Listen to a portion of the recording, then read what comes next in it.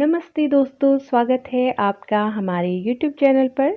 Friends, आज की video में हम सुप्रसिद्ध समाजशास्त्री कार्ल मार्क्स के द्वंद्वात्मक भौतिकवाद सिद्धांत के बारे में पढ़ेंगे।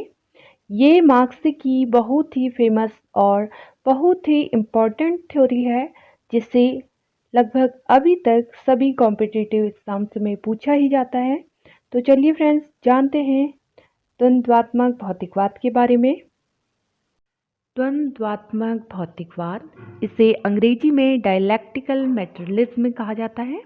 तो पहले जानते हैं कि द्वंद्वात्मक या द्वंद्ववाद किसे कहते हैं। साधारण शब्दों में कहें तो किसी बात को लेकर तर्क वितर्क करना या किसी बात को लेकर वाद प्रतिवाद करना द्वंद्ववाद कहलाता है।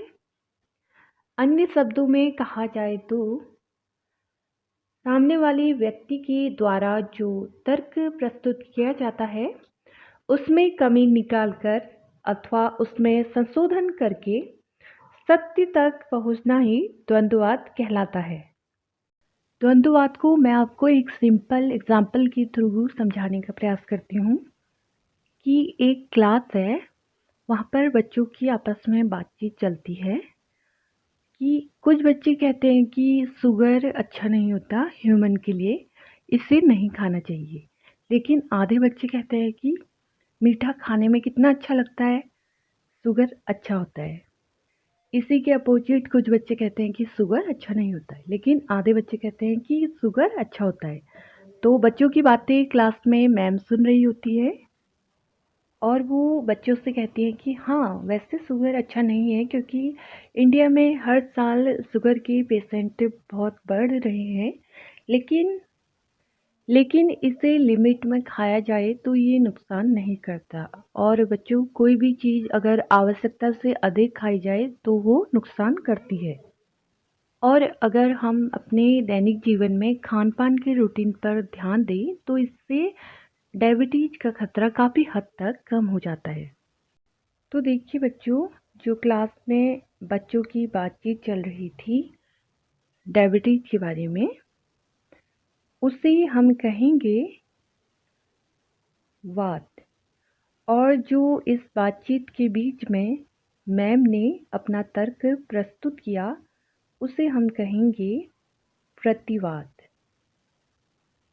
और इस बातचीत के बीच में जो एक निष्कर्ष या समाधान निकल कर आया, उसे हम कहेंगे संवाद। तो द्वंद्ववाद यही है, किसी बात को लेकर तर्क वितर्क करना ही या वाद प्रतिवाद करना ही द्वंद्ववाद कहलाता है। द्वंद्ववाद का सिद्धांत सर्वप्रथम हीगल ने दिया था। हीगल का कहना था कि समाज के विकास में और परिवर्तन में वाद प्रतिवाद और संवाद ही कार्य करता है, और इसी से ही समाज का विकास होता है। हीगल ने कहा है कि ये प्रक्रिया निरंतर चलती रहती है। किसी भी बातचीत को लेकर प्रतिवाद होता है समाज में, फिर उसका संवाद होता है, कोई समाधान की स्थिति निकलती है, फिर कभी ना कभी फिर वाद होता है किसी बात को लेकर, और फिर प्रतिवाद होता है, फिर संवाद, और फिर वाद होता है। ये प्रक्रिया निरंतर चलती रहती है, जिससे समाज का विकास होता है और परिवर्तन होता है। आई होप फ्रेंड्स, इस एग्जाम्पल के थ्रू आपको समझ में आ गया होगा कि द्वंद्ववाद है क्या। आइए अब जानते हैं इसकी थ्योरी।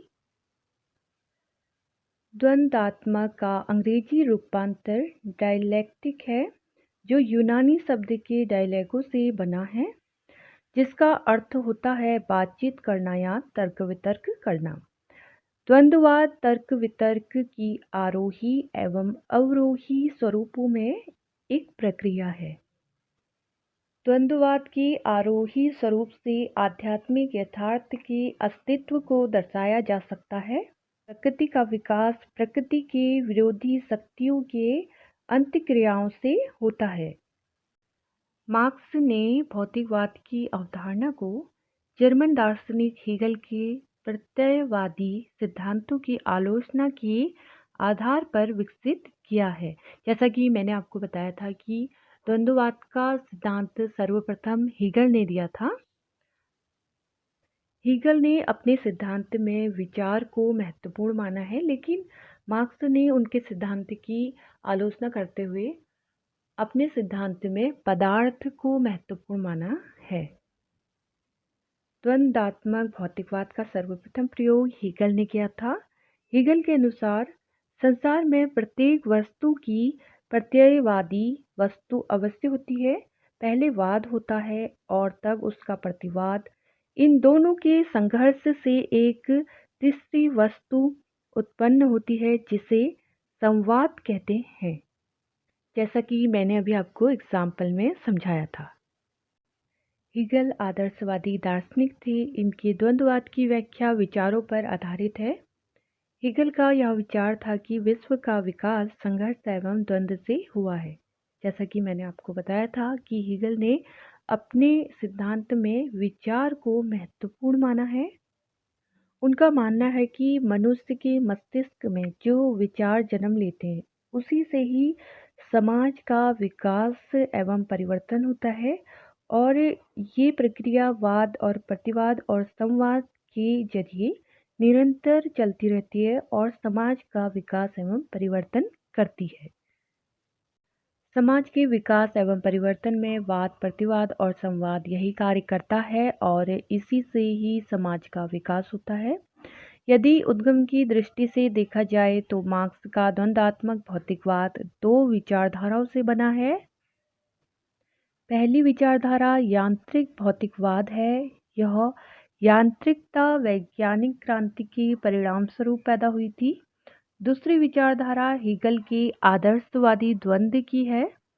इस तरह मार्क्स के द्वंद्वात्मक भौतिकवाद में जहां पूंजीवादी दर्शन है जो यांत्रिक भौतिकवाद है, वहीं आदर्शवाद भी है। मार्क्स एक तरफ पूंजीवाद को नकारते हैं और दूसरी ओर तत्व मीमांसा को अस्वीकार करते हैं।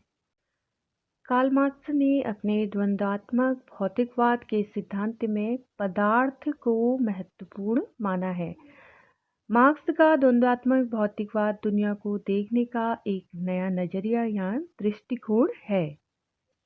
इसे एक उदाहरण के रूप में समझते हैं कि कार्ल मार्क्स ने पदार्थ को महत्वपूर्ण माना है।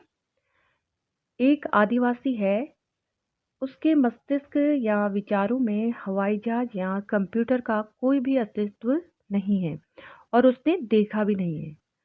तो क्या उसके मस्तिष्क में विचार नहीं है, लेकिन क्या पदार्थ भी नहीं है? पदार्थ तो है, क्योंकि हवाई जहाज और कंप्यूटर का तो अस्तित्व है, लेकिन आदिवासी के मस्तिष्क में ये विचार नहीं है, लेकिन पदार्थ मौजूद है। नेक्स्ट एग्जाम्पल देखिए, वही आदिवासी है और उसके मस्तिष्क में एक शिकार से भरा हुआ हरा भरा जंगल है जिसे उसने किसी समय देखा था, आज अस्तित्व में नहीं है। विचार है, तो पदार्थ हो सकता है या नहीं? विचार है परंतु पदार्थ है या नहीं, ये आवश्यक नहीं। मार्क्स का कहना है कि विचार नहीं है, फिर भी पदार्थ का अस्तित्व है।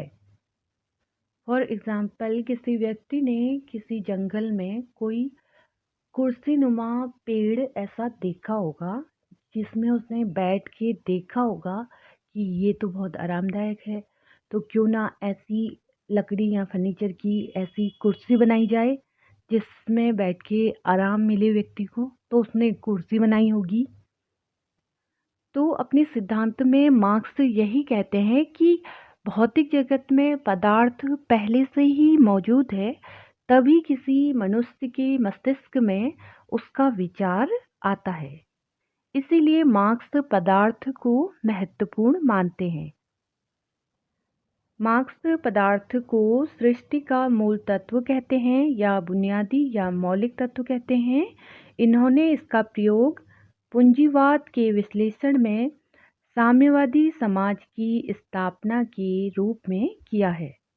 मार्क्स ने अपने सिद्धांत के प्रति कुछ प्रमुख कथन भी कहे हैं जो इस प्रकार हैं। मार्क्स कहते हैं कि मैंने हीगल के द्वंद्ववाद को सिर के बल खड़ा पाया, मैंने उसे पैरों के बल पर खड़ा कर दिया।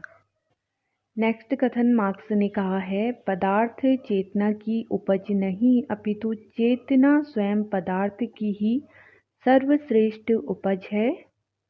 नेक्स्ट कथन मार्क्स ने कहा है, प्रकृति में भी द्वंद्व है, इतिहास में भी, अर्थात यह द्वंद्व प्रकृति, समाज और विचारधारा सभी में समान रूप से देखने को मिलता है।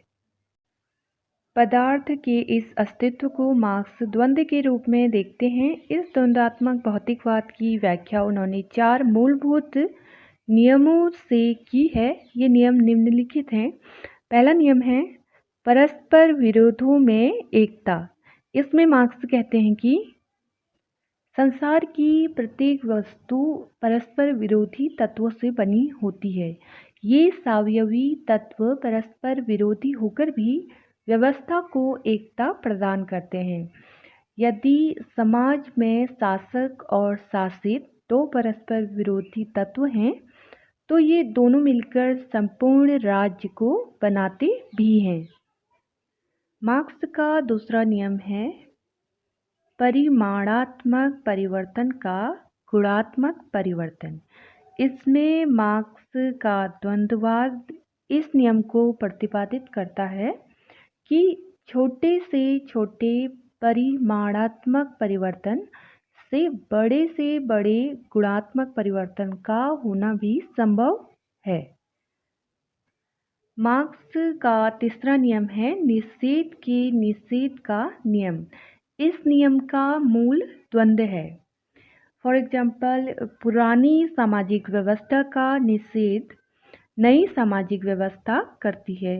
पुरानी सामाजिक व्यवस्था में जो तकनीकी या उत्पादन शक्तियाँ होती हैं, उत्पादन संबंध होते हैं, उन्हें सुरक्षित रखकर उनमें सुधार किया जाता है।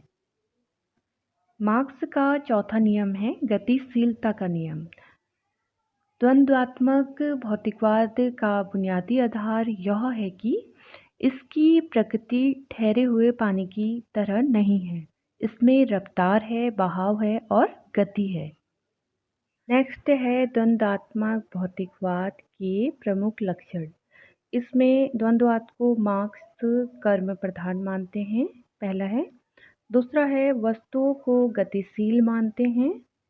तीसरा है पदार्थ समाज की यथार्थता है। चौथा है पदार्थ के अंतर्विरोध से ही द्वंद्व होता है। पांचवा है विकास का माध्यम संघर्ष है। छठा है विकास की दिशा गुणात्मक होती है। और सातवां है द्वंद्वात्मक भौतिकवाद का आधार आर्थिक संरचना है।